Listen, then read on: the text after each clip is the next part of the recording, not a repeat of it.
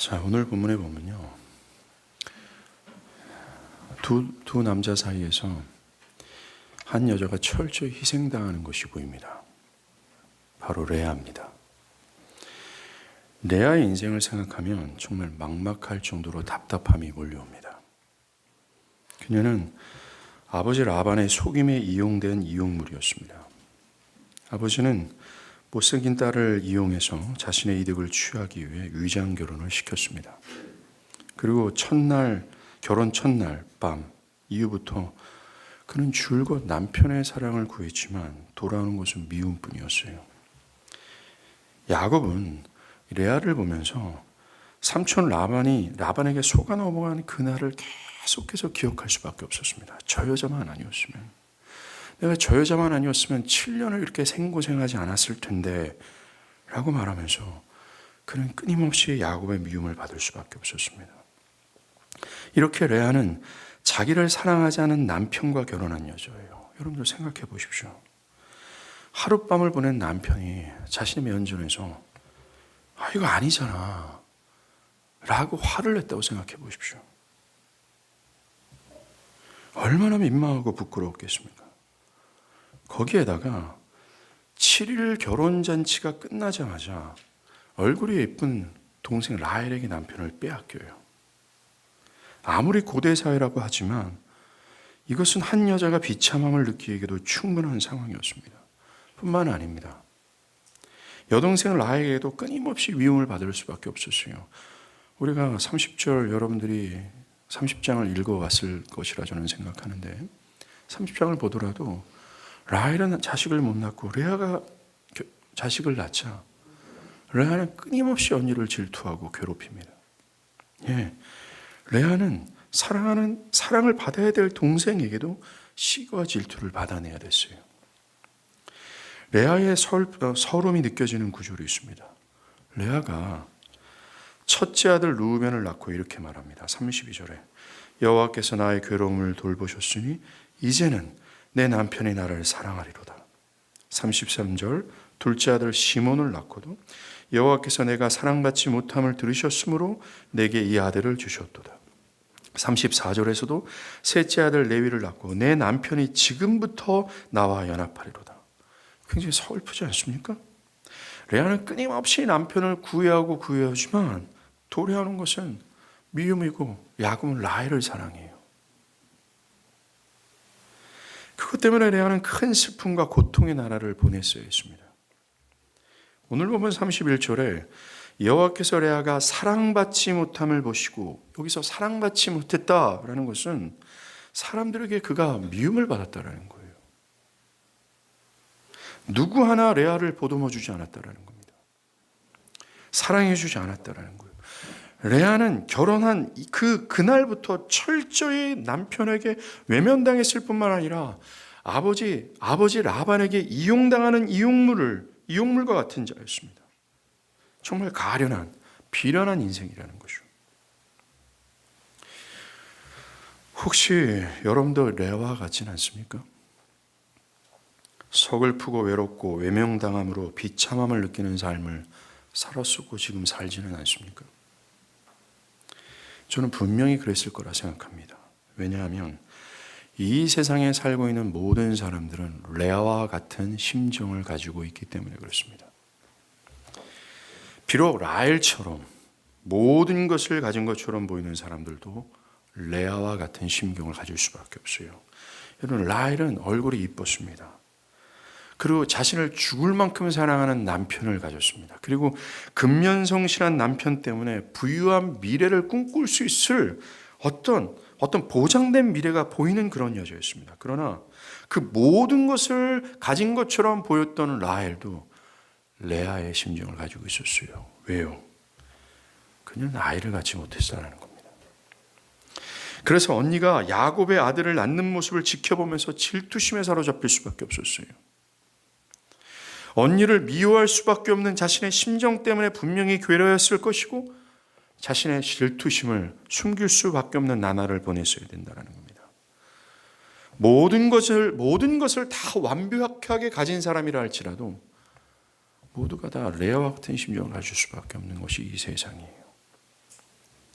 이 레아와 라헬, 모든 세상 사람들을 대변한다 할 수 있습니다. 누군가에게 또 무엇인가 사랑을 구해야 하지만 그에게 돌아오는 것은 외면이요, 상실감이라는 겁니다. 계속해서 채워지지 않은 결핍이 있다는 거예요. 비참함을 느끼는 어떤 상황과 기억이 있어요. 서러움의 시간들과 상처가 있다는 겁니다. 정말로 나를 돌아봐주는 사람은 없고 철저히 외로움에 고립되어 버린 듯한 처지가 있어요. 끊임없이 뭔가 채워지지 않은 결핍이 있다는 겁니다. 정말 이 세상 모든 사람들은 가련하고 가난한 인생이 맞아요. 레아는 이런 서러움과 서글픔 속에서 오늘 본문에 나오는 것처럼 계속해서 여호와께서 라고 하면서 여호와만이 자신의 괴로움을 알고 있으며 여호와께서만 나의 서러움을 어떻게 해줄 수 있다라는 뭔가의 간곡함과 애절함을 가지고 있습니다. 그녀는 아들을 낳을 때마다 아들의 이름을 하나님과 관련 지으며 뭔가 하나님께 간구하고 있어요. 이것이 놀라운 겁니다. 왜요? 여러분들, 이 레아는 동방 사람으로서 드라빔 우상을 섬기고 있는 가문의 첫째 딸이었습니다. 여러분, 드라빔 우상은요, 조그만 목상이에요. 이 드라빔은 하란 지방의 사람들이 섬기는 우상으로서 그 드라빔을 섬기면 부와 번영이 나에게 온다라고 그들은 믿었습니다. 그리고 이것을 소유하고 있으면 아버지가 죽고 난 이후에 그것 소유한 놈이 상속권을 주장할 수 있을 정도의 부가 보장되는 우상이었습니다. 나중에 우리가 볼 거지만 동생 라헬은 나중에 하란 땅에서 도망 나올 때 이 드라빔 목상 하나를 훔쳐가지고 나와요. 이것으로 보아서 라헬은요, 우상에 의존하고 있고 부를 사랑하고 자신의 미래를 하나님께 맡기기보다는 어떻게 하든지 자신의 힘으로 자신의 재산을 지키려는 동방의 본성을 갖고 있는 여자다라고 할 수 있습니다. 거기에 비해 레아는, 동방에서 살아갔던 레아는 이렇게 하나님이 나를 돌아보지 않으면 나는 어찌할 수가 없습니다 라고 하며 하나님만 바랬어요. 여호와 신앙이 있었다는 겁니다. 정말로 탐욕과 교만의 세상, 하나님을 대적하여 선 동방에서 한 송이 장미꽃같이 피어있는 그 한 모습을 보게 됩니다. 서러움과 고통 속에서 하나님 앞에 울부짖을 때 여호와여, 여호와여, 나의 서러움을 하나님만이 아시고 그 누구도 나를 돌아볼 수 없으며 오직 나의 모든 서러움을 하나님께서만 해결해 줄 수 있습니다. 가련하고 가난한 심령 가운데 여호와만을 향했던 레아에게 하나님의 은혜가 임해요. 성경은 그의 아버지도 다른 식구도 심지어 남편까지 그의 고통을 돌아봤다, 이 기록이 하나도 없습니다. 오직 유일하게 기록하는 것은 그가 사랑받지 못함을 보시고 라는 거예요. 하란의 20년의 인생을 딱 한 줄로 요약합니다. 레아는 이렇게 가난하고 가련하고 비련한 여자였다라고 얘기하는 거죠. 그러나 그 동방의 땅에서 주변에 온통 어두움인데 한 줄기 빛이 그에게 비치는 거예요. 하나님이십니다. 마치 요한복음 1장에 온 세상이 어둠이었을 때 한 줄기 빛이 세상 가운데 임하는 그리스도가 보이지 않습니까?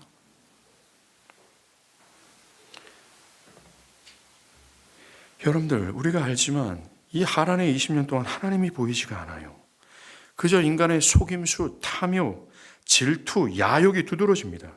그런데 이런 속에서 유일하게 31절에 여호와께서 레아가 사랑받지 못함을 보시고 그의 태를 여셨다라는 기록을 합니다. 유일하게 은혜의 장면이 나오는 거예요.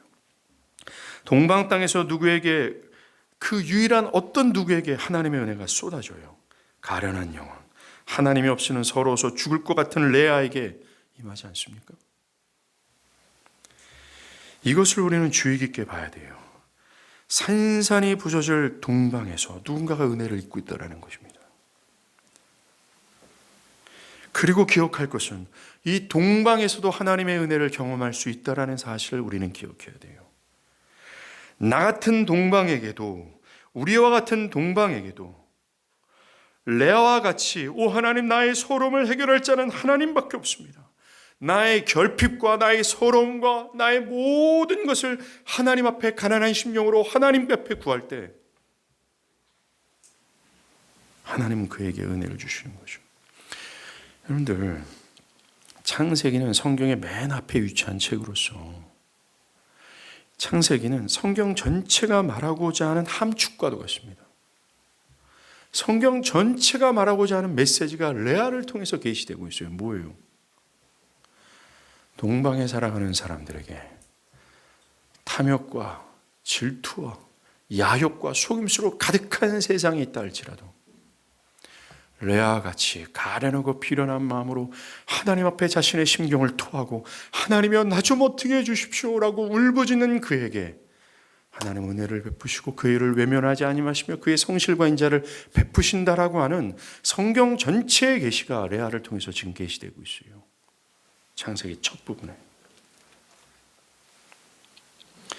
정말로 하나님은 하나님을 부르짖는 자를 외면치 아니하신다라는 겁니다. 이것은 성경의 매우 중요한 원칙 중에 하나입니다. 주께서 공고한 백성을 구원하신다. 시편 9편 18편 궁핍한 자가 항상 잃어버림을 당하지 아니하며 가난한 자들이 영원히 실망하지 아니하리로다. 끝으로 예수님께서는 마태복음 5장에 뭐라 그래요? 가난한 자는 복이 있나니 천국이 그들의 것입니다 라고 얘기합니다. 성경 곳곳에서 하나님은 선하셔서 그 누구도 돌아보지 않는 가난한 자를 하나님은 사랑하신다. 상처와 외로움으로 눈물 짓고 있는 자들의 기도를 하나님 들으신다. 그는 참으로 자비와 긍휼이 풍성하셔서 하나님은 나 좀 도와주세요라고 부르짖는 자들을 외면하지 않는다. 이런 말씀이 성경에 가득 차 있어요.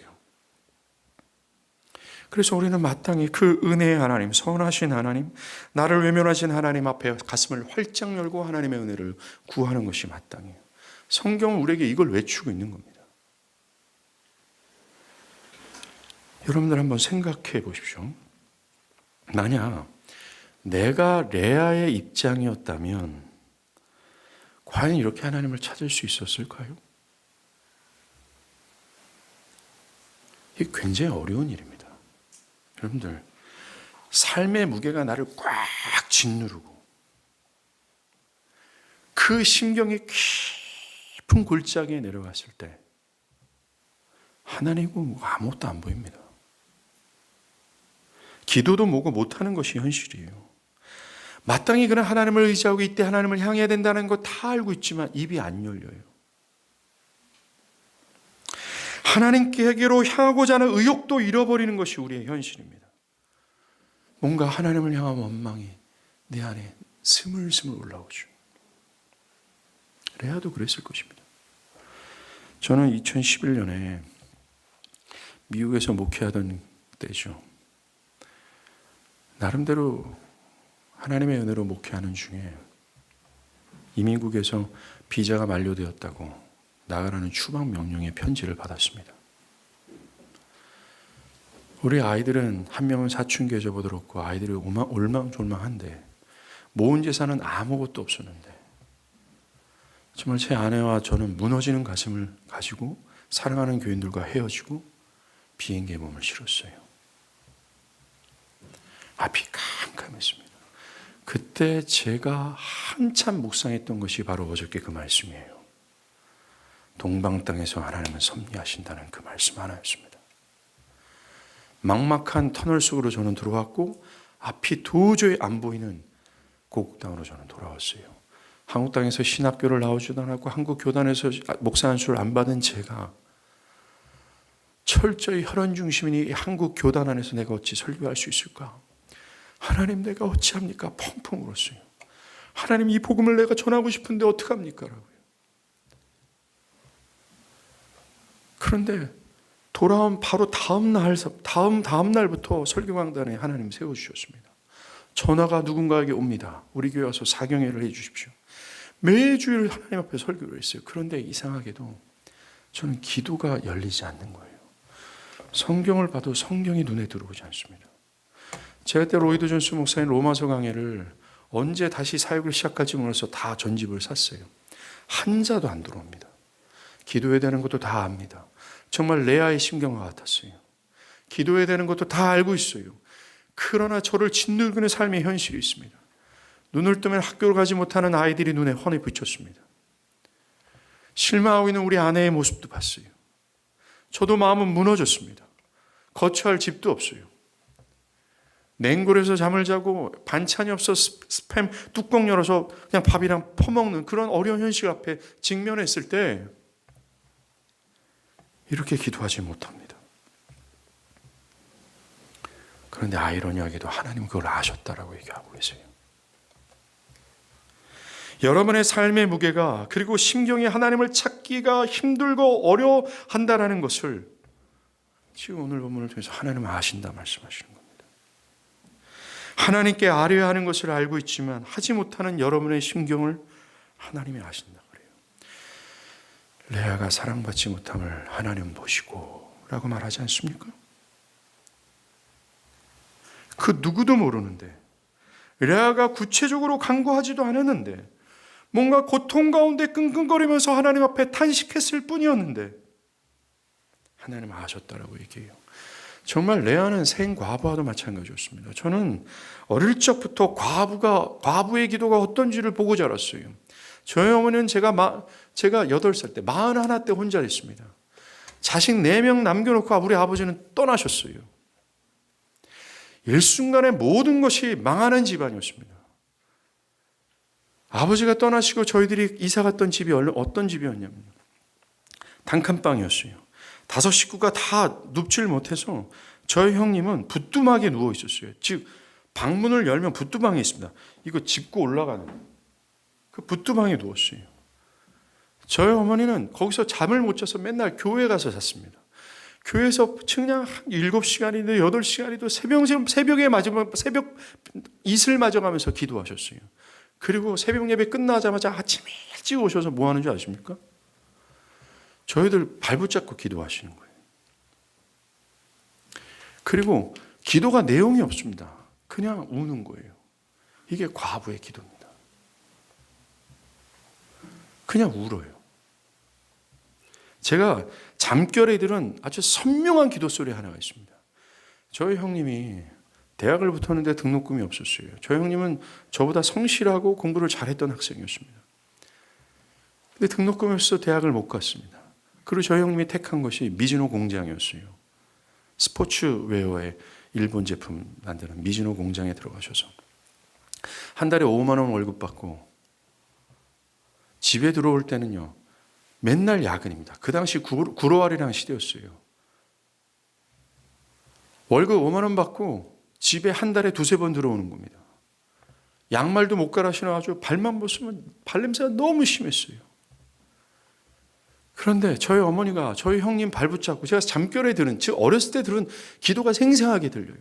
그 큰아들 발 붙잡고서 펑펑 우는 겁니다. 하나님, 우리 정수 발냄새 좀 없게 해주세요. 그 단마디 기도에 수만 가지 기도가 들어가 있어요. 하나님, 우리 아들 발냄새 좀 없어주세요. 그 단마디 기도에 과부의 서름과 자식들에게 어떤 피로를 채워줘야 되는데 피로치를 채워주지 못하는 이 부모의 아픔과 이 서글픔과 우리 아버지가 남긴 모든 재산 할아버지가 다 깽판 부려서 다 뺏어왔단 말입니다. 그 억울함과 그 단마디에 다 들어가 있어요. 이게 과부의 기도입니다.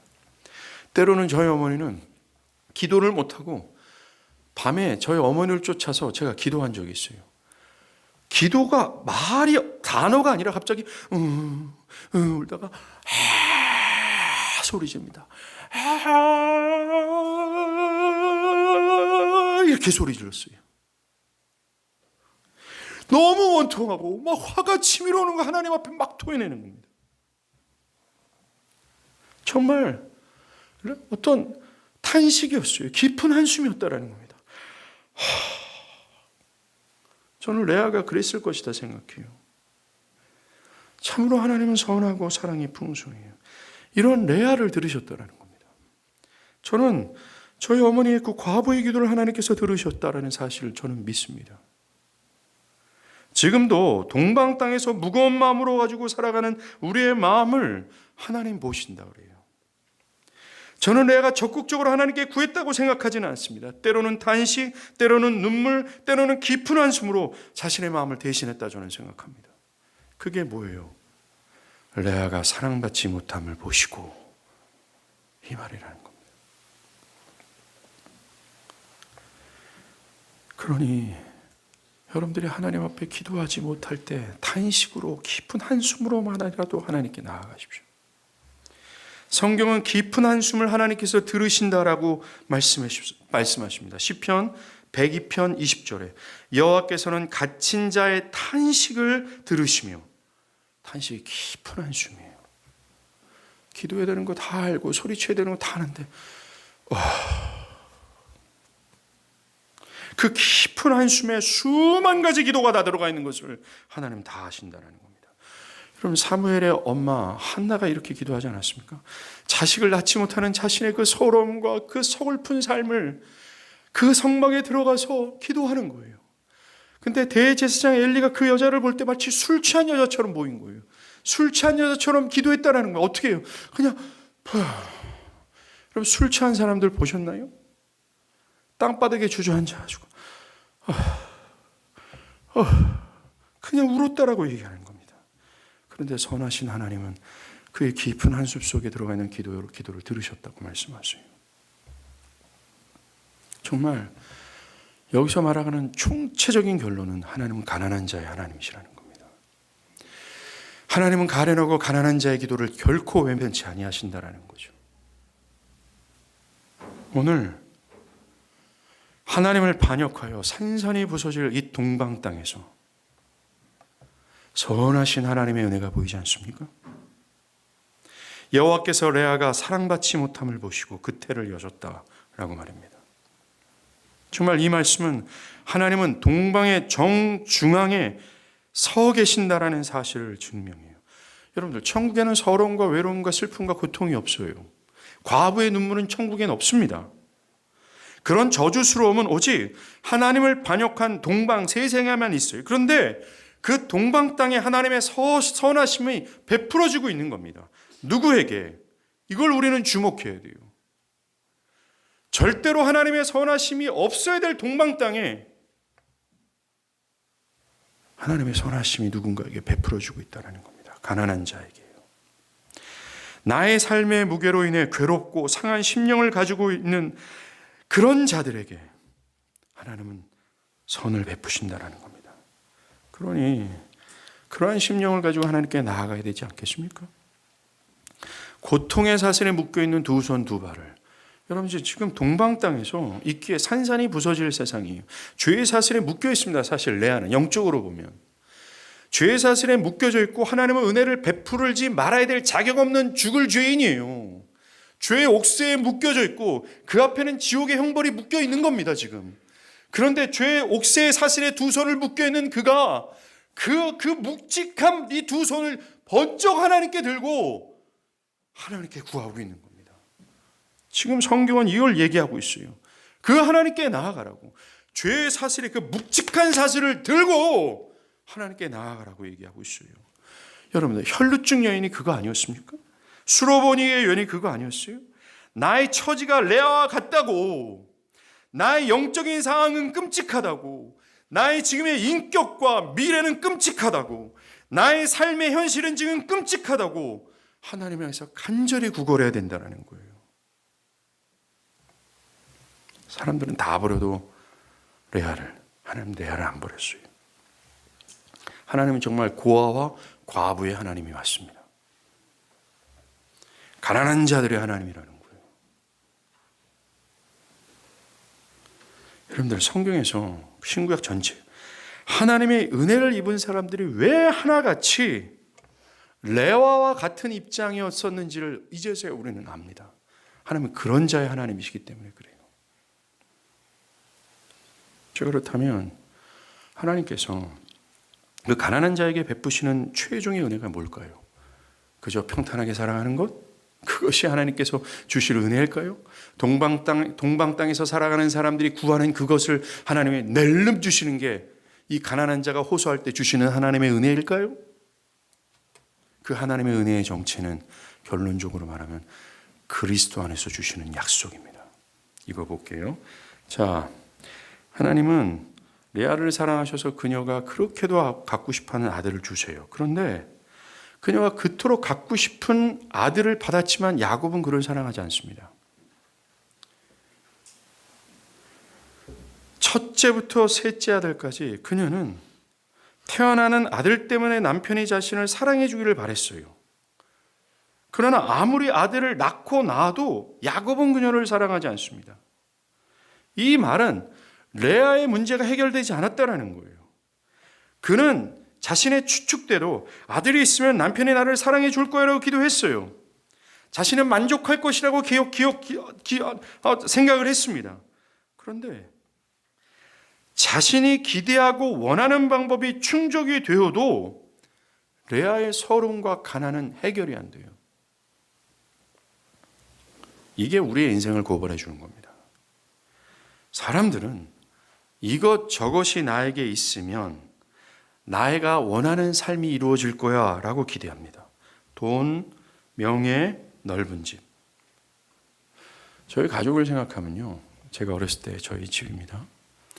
정말 찌들찌들한 이 가난의 세월이 너무 길었어요. 그때 저는 우리 형님한테 제 수돗물이 안 나와가지고 이 펌프질에서 물을 길어다가 큰 항아리에다 물을 길어놓고 우리가 그렇게 살았거든요. 수돗물도 안 나오고 전기가 안 들어왔기 때문에 3년 동안 그런 집에서 살았습니다. 보일러도 안 들었어요. 그래서 자면서 이렇게 자다가 딱 깨어나면 이만한 냉면 그릇에 물이 담기는데 냉면 그릇에 물이 꽝꽝 얼어요. 아마 권사님들, 집사님들은 그런 옛날 집을 살아보셨을 거라 저는 생각을 합니다. 근데 물이 안 나오고 그래서 물을 저 들판 저 멀리 가서 지금 딴 시골에서 자란 게 아니라요. 옛날에 여러분들 그 잠실 뒤편에 석천동 아시죠? 석천호수. 옛날 그 뒤편이 전부 다 논밭이었습니다. 이렇게 물을 기르면서 저희 형님하고 깜깜한 날, 형, 난 돈 생기면 난 고기 먹고 싶어. 계속 그랬어요. 근데 저희 형님이 그걸 마음에 담고 있었습니다. 그래서 저희 형님이 공장에서 일할 때 공장 사람들이 고기를 먹을 때마다 저를 불렀어요. 영채 나와라. 그래서 저는 맨 구석에서 저희 형님 때문에 고기를 얻어 먹을 수 있었어요.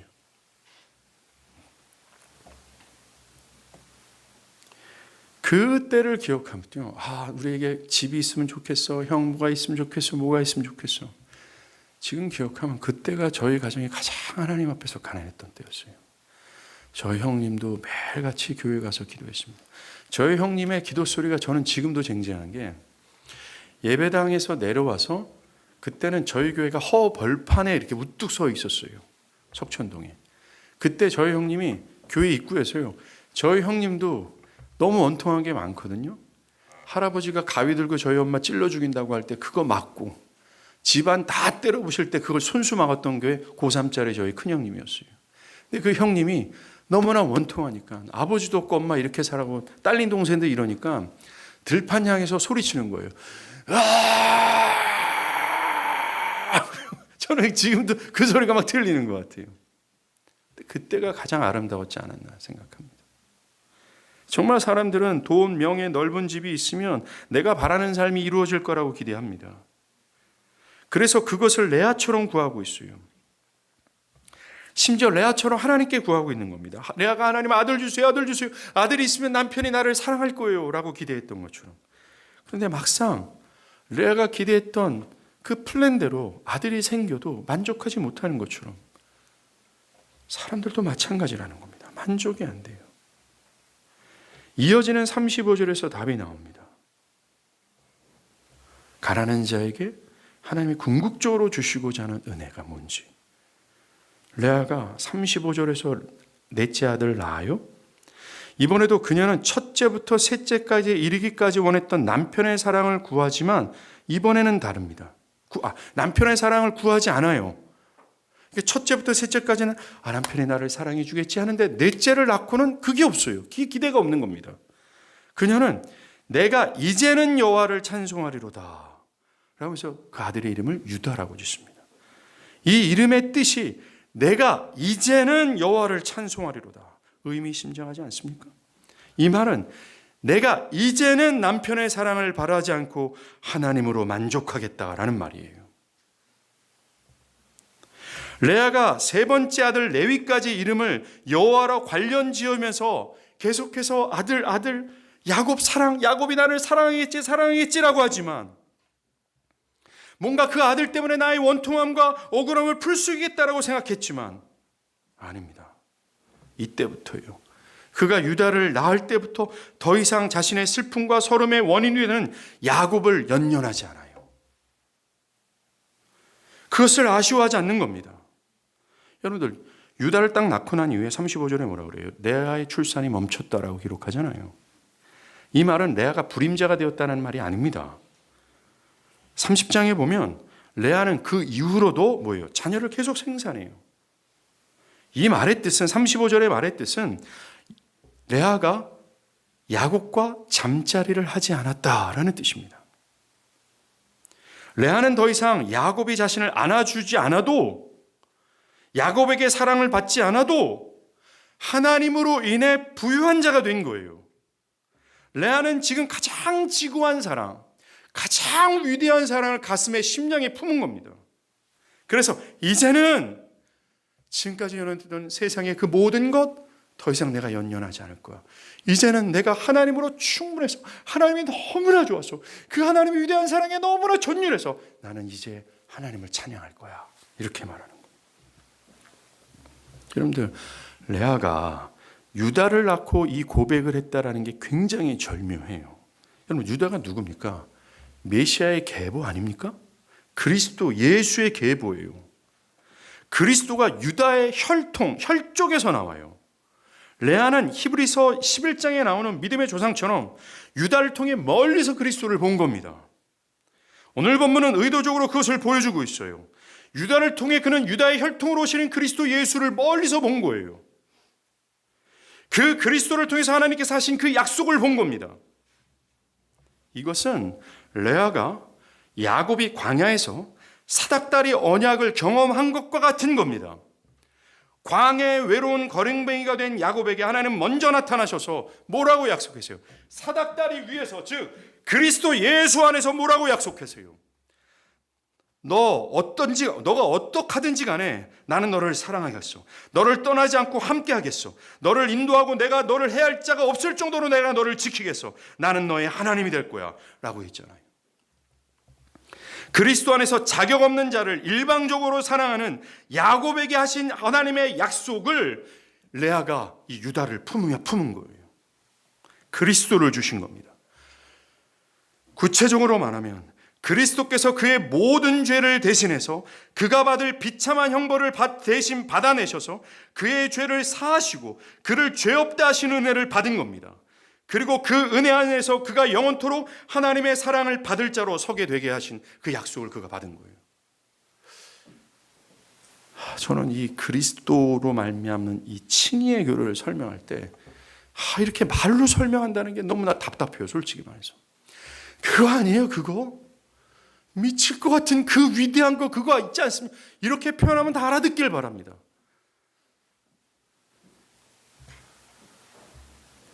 정말 레아는 모든 사람들이 미움을 받고 그의 고통을 누구도 알아보지 않고 정말 완전히 고립된 외로움과 서글픔 속에서 살아갔는데,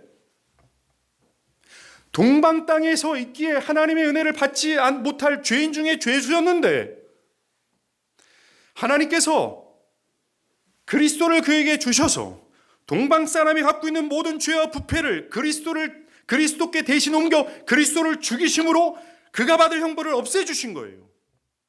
그리고 정말로 레아에게 필요했던 게 뭡니까? 그 서글픔과 외로움과 고립과 서글픔 속에서 변하지 않는 사랑이에요. 자신을 충분히 만족시킬 수 있는 그 넘치고 계속 샘물이 솟아나는 영원 무궁토록 자신을 사랑하시는 것. 내가 비록 얼굴이 못생겨도, 내가 다른 사람들의 미움받는 그런 입장에 있어도, 내가 가진 실력이 없어도 나의 외모나 나의 인격이나 나의 어떤 조건도 바라보지 아니하시고 그저 그리스도 안에서 계속해서 사랑하고 또 사랑하시는 그 하나님의 사랑을 레아가 필요한 거 아니었습니까? 그런데 지금 하나님은 유다를 통해서 그걸 줬어요. 그리스도 안에서 그걸 줬습니다. 여러분들, 이것이 성경 초장에 있는 창세기가 성경 전체를 통해서 말하고자 했던 겁니다. 앞으로 이 성경이 뭘 말하는 줄 아니? 하나님은 가난한 자의 하나님이시야. 그 가난한 자에게 궁극적으로 하나님께서 베푸시는 게 뭔지 아니? 바로 이 약속이야. 그리스도 안에서 얻어지는 하나님 아버지. 모든 사람이 다 나를 제끼고 나를 떠나고 나의 고통을 몰라주고 나를 돌아보지 않아도 할지라도 하나님만은 나를 사랑하신다라는 이 영원무궁한 하나님의 사랑, 그거를 주신다고 약속하시는 겁니다. 여러분, 동방에서 태어나서 동방의 숲속으로 살아갔던 레아가 이런 은혜를 입은 거예요. 그러니 지금 동방에서 살고 있는 우리도 가능한 것 아닙니까? 나도 가난한 마음으로 주께 나아간다면 가난한 자의 하나님은 나에게 이 언약, 그리스도 안에서. 여러분들, 그리스도 안에서라는 것은 그리스도께서 나의 모든 죄를 해결하셨기 때문에, 그리스도께서 내가 충족시켜야 할 모든 의의를 충족했기 때문에 그리스도 안에 쏙 들어가 있는 나는 하나님 보시기에 그리스도처럼 보이시기에 나를 그리스도 안에 있는 나를 야곱으로 바라보시는 것이 아니라 마치 그리스도로 바라보시는 거예요. 그래서 하나님이 나를 보시기에 너무나 사랑스럽고 너무나 완전하고 너무나 아름다운 거예요. 그래서 하나님이 너가 어디로 가든지 난 너와 함께 하고 싶어. 내가 어디로 가든지 난 너를 사랑할 거야. 나는 너를 지킬 거야. 너는 나의 보배야. 온 우주에서 가장 너는 사랑받을 만한 그런 충분한 입장이야. 라는 겁니다. 여러분들, 우리가 지난 주일에 야곱이 가졌던 새로운 하나님에 대한 감각, 하나님에 대한 지각, 이게 뭔지 알아요? 바로 이런 하나님을 깨닫는 겁니다.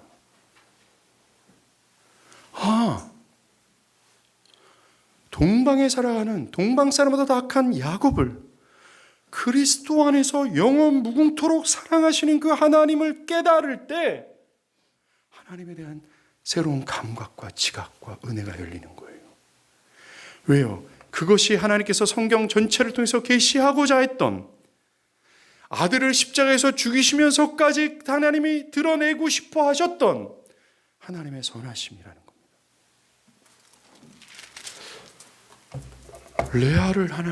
레아의 기도를 들으시고 레아를 긍휼히 여기시고 야곱과 같은 자를 그리스도 안에서 사랑하시니, 이 하나님의 사랑을 깨달을 때 우리는 하나님에 대한 새로운 지각과 하나님에 대한 새로운 인식, 하나님의 그 영광의 눈을 뜨는 거예요. 죄인을 끝까지 사랑하시는 가난한 자의 하나님이라는 거예요.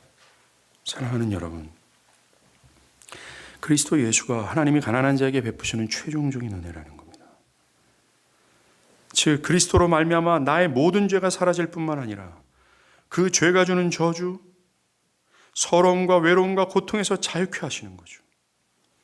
또한 그리스도로 말미암아 자격 없는 내가 하나님의 백성이 되고 하나님이 나의 하나님이 되는 거예요. 또 그리스도 안에서 야곱과 같은 자일지라도 영원 무궁토록 하나님이 그를 사랑하시고 함께하시고 그가 어디에 있든지 인도하시고 그 하나님의 완전하신 사랑을 베푸는 겁니다. 그리고 그것으로 인해 다른 모든 것, 레아에게 레아와 그토록 집착했던 야곱, 그 야곱을 배설물처럼 여길 정도로 하나님의 은혜의 충분성을 갖게 하는 거예요. 그 그리스도를 우리가 그리스도 안에서 주신 언약을 하나님께 내가 딱 받을 때 야곱이 똥처럼 보이는 겁니다. 여러분들이 지금까지 집착하면서 정말 갖고 싶었던 그 모든 것들이 아름다워 보이지 않는 거죠. 하나님으로 되는 겁니다. 이게 야다예요.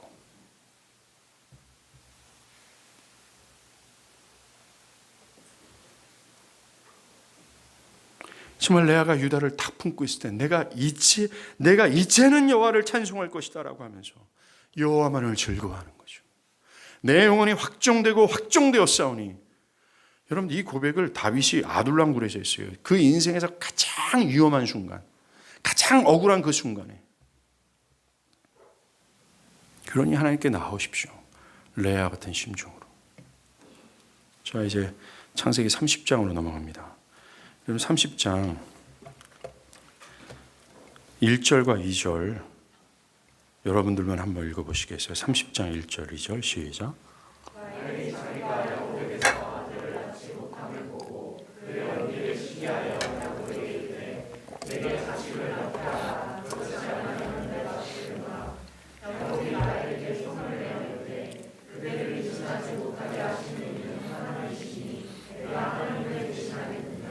네, 여러분들 지금 아이를 못 낳잖아요. 라헬이, 둘째 딸 라헬이, 야곱이 진짜 사랑하는 라헬이.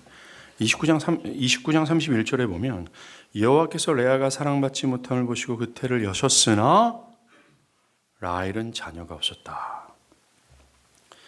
여러분들 레아가 자식을 낳고 라헬이 자식을 낳지 못하는 원인이 하나님 때문이라고 얘기하고 있어요. 이 본문을 통해서 우리가 알 수 있는 것은 생명의 주관자가 하나님이라는 겁니다. 이것이 창세기가 강조하는 바입니다. 여러분들 경수가 끊어진 사라가 어떻게 약속의 자녀를 낳아요? 하나님의 전적인 은혜가 나타났을 때 아닙니까? 또 이삭의 아내 리브가도 결혼한 지 20년 동안 자식을 못 낳다가 그가 여호와께 간구하며 여호와께서 그 간구를 들으셨으므로 리브가가 잉태했다라고 기록하지 않습니까? 즉 하나님의 은혜로 자식을 낳아요. 이렇게 약속의 자녀들, 그 약속의 자녀들이 어떤 예표하고 있는 구원은 사람의 힘과 지혜가 아니라 모두 하나님의 은혜로 주어지는 것을 강조하는 겁니다. 구원의 생명은 철저히 인간의 타고난 본성으로 얻을 수 있는 것이 아니라는 것, 오직 전적인 하나님의 주권적인 은혜로만 얻어질 수 있다는 것을 창세기는 진짜 많이 말해요. 아브라함, 이삭, 야곱 통해서. 이런 성경의 가르침을 기반으로 해서 오늘 1절에 라헬의 말을 보면 라헬은 참 어리석은 겁니다. 1절에 라헬이 자기가 야곱에게 아들을 낳지 못함을 보고 그 형을 투기하여 야곱에게 이르되 나로 자식을 낳게 하라. 그렇지 않으면 내가 죽을 것 같아요. 여러분 라헬은 지금 하나님만 주실 수 있는 약속의 자녀, 그 생명을 하나님이 아니라 야곱에게 달라고 얘기하고 있습니다. 그래서 야곱으로부터 아들을 낳지 못하자 야곱에게 블레임하고 있는 거예요. 라헬은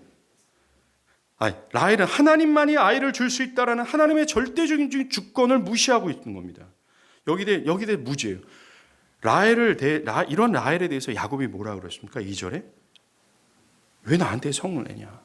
그대에게 임신하지 못하게 하시는 이는 하나님이다. 내가 어떻게 하나님을 대신하겠냐?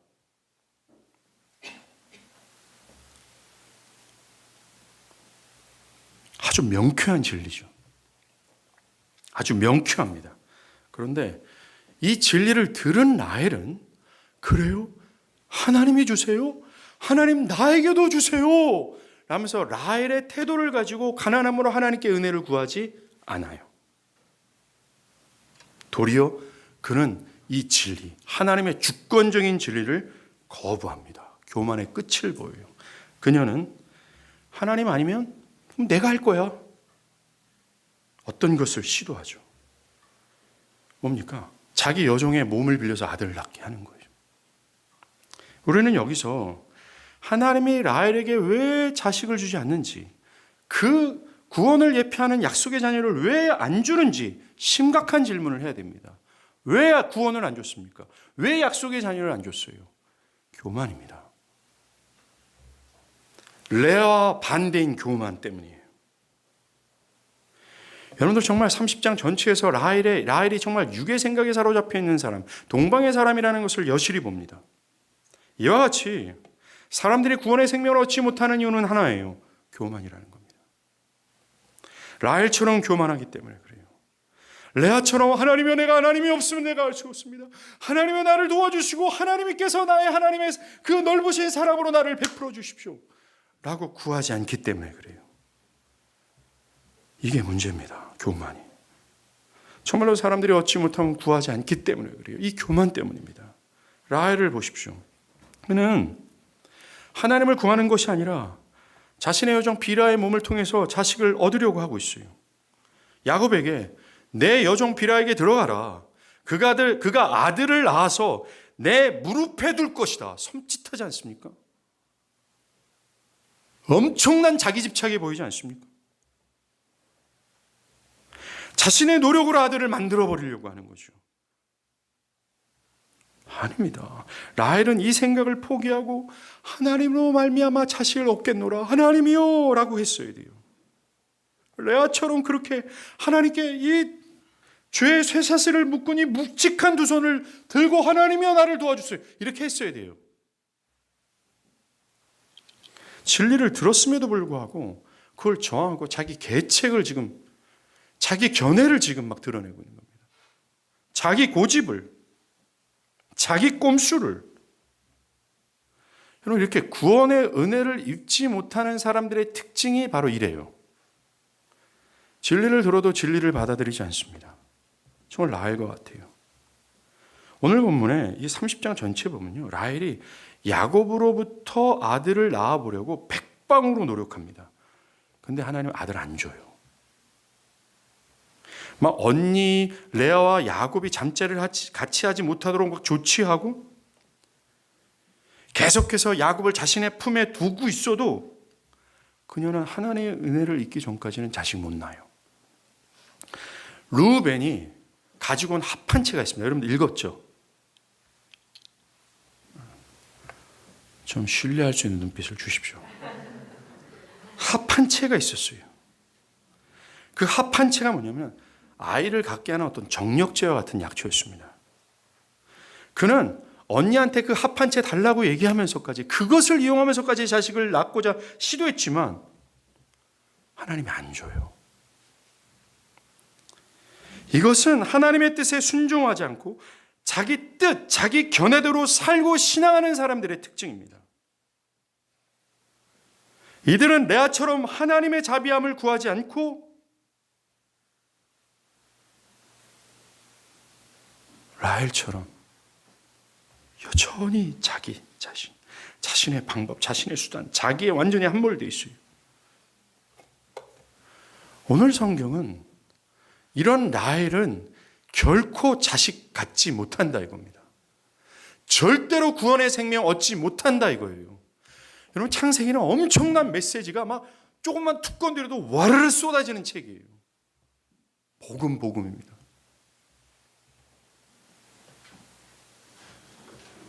이들은 결코 레아가 받았던 그리스도 안에서 주어지는 약속, 그 위대한 사랑, 세상의 모든 것들, 야곱 다 필요 없을 정도의 큰 환희와 이 만족감을 절대로 못 누려요. 이 사람들은 항상 자기 방식대로입니다. 이들은 어설프게 흉내는 내지만 진정성이 없어요. 생각해 보세요.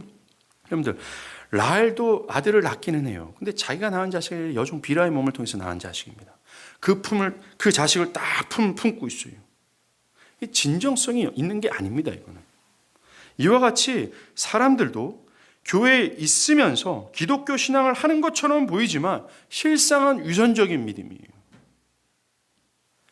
마치 그리스도를 품고 있고 약속을 품고 있는 자처럼 보이지만 실상은 자신이 만들어낸 믿음을 품고 있고 자신이 만들어낸 그리스도를 품고 있어요. 라헬처럼. 라헬은 하나님의 명령 앞에, 하나님의 뜻 앞에 자기를 부정하고자 하는 마음이 없어요. 딱 이게 있습니다. 고집하죠.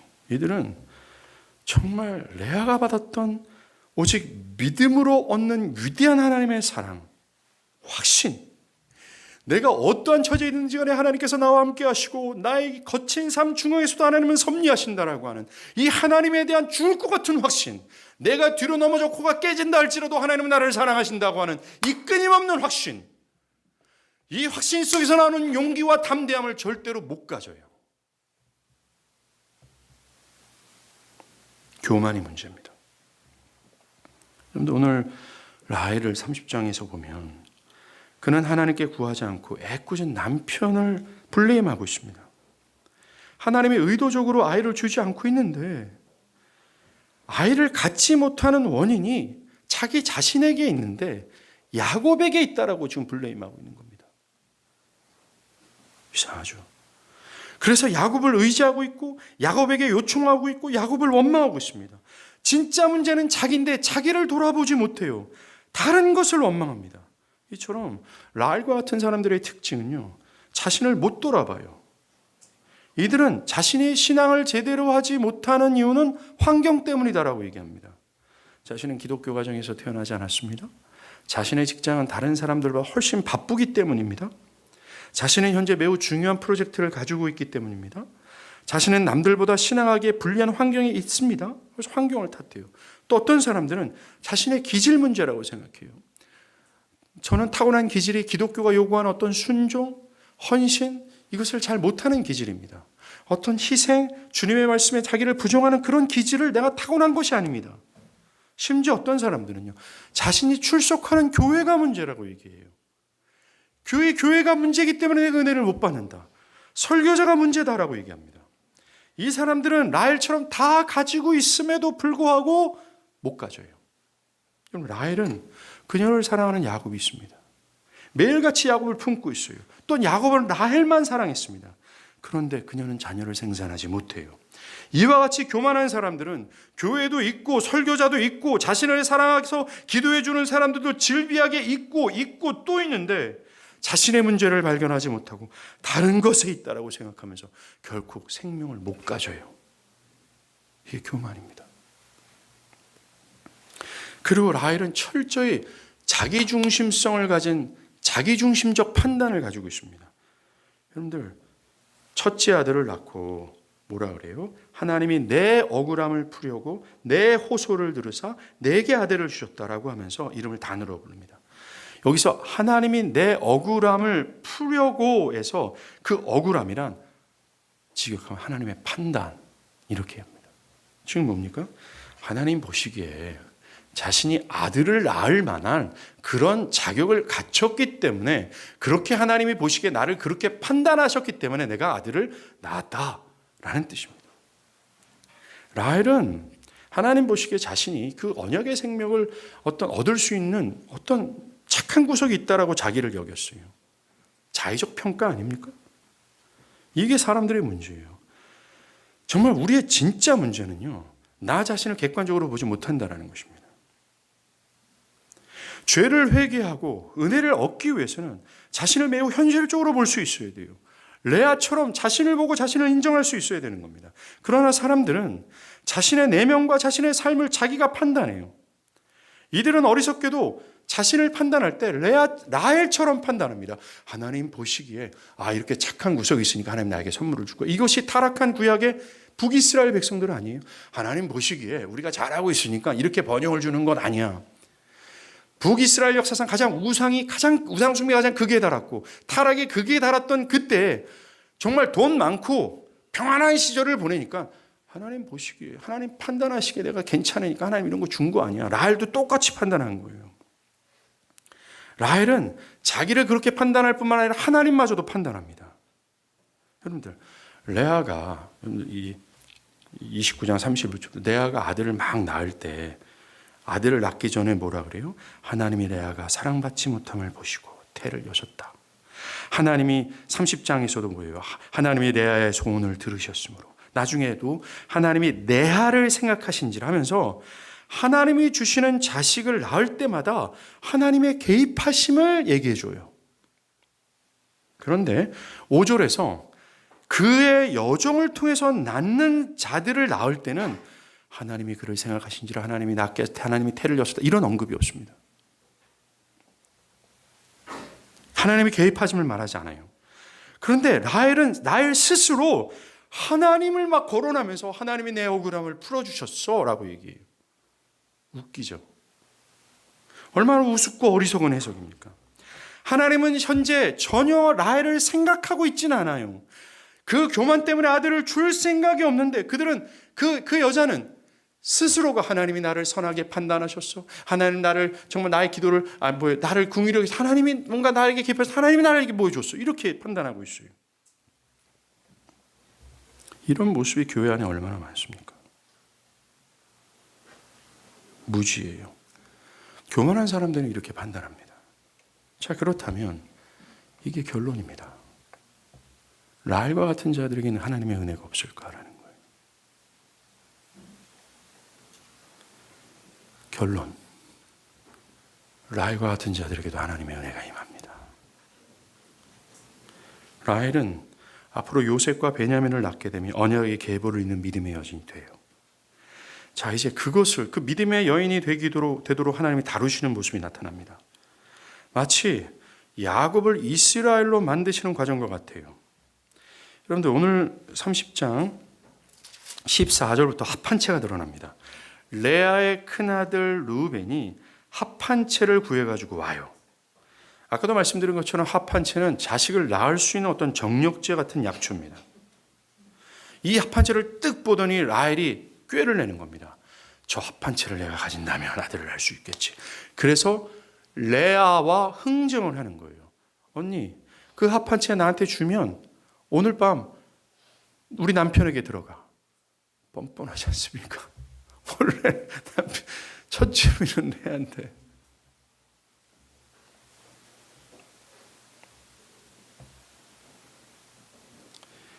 라헬은 철저히 합판체를 사용해서 아들을 낳고자 했어요.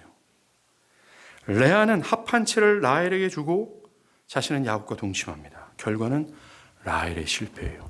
노력은 라헬이 다 했지만 결국 복은 레아가 받습니다. 레아는 이때 자식을 낳고 이어서도 계속 낳고예요. 온갖 노력을 라헬이 다 했는데 자식은 다 레아가 가져요. 본문에서 나오진 않지만 아마도 라헬은 큰 실망과 좌절 가운데 빠졌을 것이 분명합니다. 이 이야기 사건이 우리에게 주는 뉘앙스가요. 이 라헬은 양을 치는 목자였어요. 굉장히 터프하고 쾌활한 성격이었을 것이 분명합니다. 그리고 한눈에 야곱이 반할 정도로 굉장한 이쁜 미모를 가지고 있었어요. 모든 것에 자신감이 있었습니다. 겉으로는 승승장구를 달렸던 인생이었어요.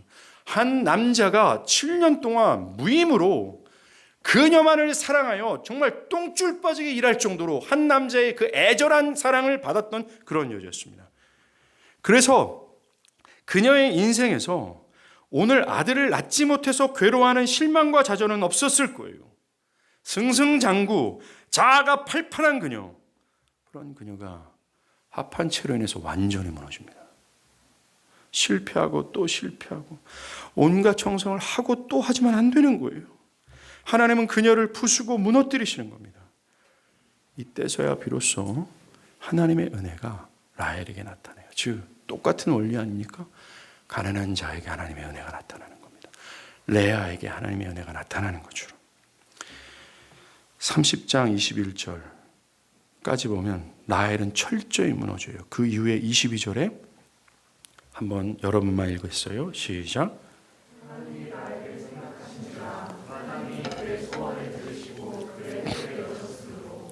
라헬의 실패가 드러나자 드디어 하나님이 라헬에게 개입하시는 겁니다.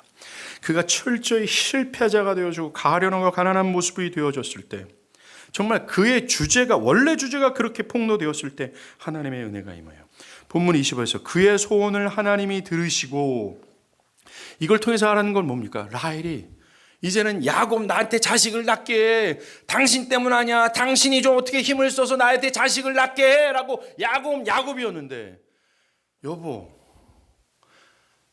당신이 자식 못 낳게 하는 건 하나님이야. 하나님이 생명의 주관자. 이 말 듣고도 완강히 거부하고 자기 수단으로 자식 새끼 낳으려고 했던 라헬이었는데 지금 뭐라 그래요? 그가 이제는 하나님께 간구했다라고 얘기해요. 하나님이 그의 소원을 들으시고, 즉 하나님이 나도 자식을 주시옵소서. 나의 힘으로 안 되고 나의 지혜로도 안 되고 나의 어떤 것으로 안 됩니다. 하나님은 나를 좀 불쌍히 여겨주세요 라는 깊은 탄식을 할 때 하나님이 그에게 은혜를 주셨어요. 정말 족쇄찬 두 손을 가지고 번쩍 들어서 하나님께 호소한 겁니다. 레아처럼. 그때 아들을 낳아요. 그녀가 철저히 하나님을 바라보았다는 증거가 또 있습니다. 라헬이 낳은 아들이 요셉이에요. 요셉을 낳고 그녀는 하나님이 내 부끄러움을 씻으셨다 하고, 여호와는 다시 내 다른 아들을 내게 더하기를 원하노라 라고 고백합니다. 그녀는 지금 자신을 부끄러운 자로 여기고 있어요. 이게 맞습니다. 그녀는 자신을 이제 파악한 거예요. 자신의 현실을 파악하면 내가 가난하고 가난한 사람의 사실을 깨달은 거예요. 그리고 지금 뭐라 그래요? 여호와께서 다시 다른 아들을 나에게 주시기를 원하더라. 이제 생명의 주관자가 하나님이라는 것은, 모든 복의 주관자가 하나님이라는 사실을, 그 그리스도로 말미암아 나타나는 그 영광스러운 하나님의 모든 사랑의 모든 주권자가 하나님이라는 것을 그제서야 깨달은 겁니다. 전에는 자신의 힘으로 인생을 역전시키려 보고 했어요. 그런데 지금은 달라요. 하나님을 향하게 된 겁니다. 그 여자는 이렇게 되기까지는 전혀 몰랐어요. 자신이 실패자라는 사실을 깨닫고 하서야 가난하기 전까지는 정말 몰랐습니다.